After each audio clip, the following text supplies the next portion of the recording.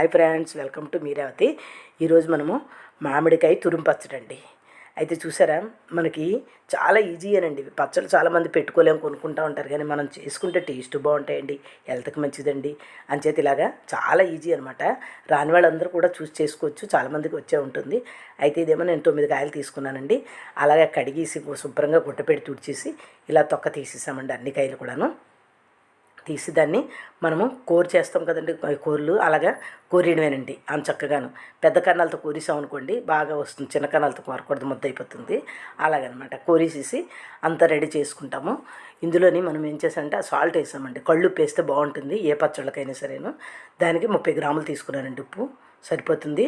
1 spoon పసుపు కూడా అందులోని యాడ్ చేసేసుకుంటాం.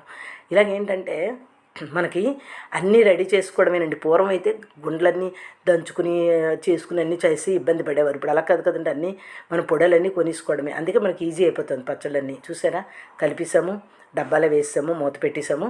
3 డేస్ అయ్యాక మనం దాన్ని అలాగా ఎండలో పెట్టేసామండి. 2 డేస్ పెడితే సరిపోతుందన్నమాట. అది కళాయి పెట్టుకున్నాము. 2 స్పూన్లు మెంతులు వేసుకుంటామండి. సిమ్లో పెట్టి ఫ్రై చేయాలన్నమాట, మాడిపోతుంది కదా. సిమ్లో పెట్టి ఫ్రై చేసి దాన్ని ప్లేట్లో తీసుకోవాలి. తీసుకున్నాక బాగా చల్లారాక దాన్ని మిక్సీలో వేసేసి మిక్సీ జార్లో వేసి బాగా మెత్తగా పట్టాలండి, పొడవులాగా. నెక్స్ట్ కళాయి పెట్టామండి. ఆయిల్ వేసాము. ఎక్కువ ఆయిల్ పడుతుంది కదా దీనికి.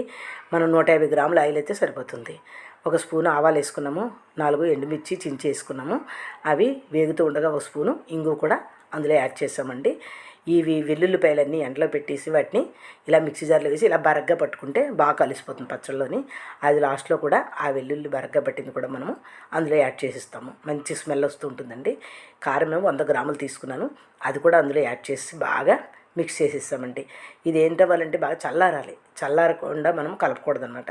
ఈ మెంతులు కూడా ఆ మిక్సీ జార్లో వేసి చల్లారే కదండి, మిక్సీ పెట్టేసుకుని ఆ పొడి అందులో వేసేస్తాము. ఇవన్నీ కలిపేశాక చల్లారాక ఈ పచ్చడి మనం అందులో యాడ్ చేసిస్తాము.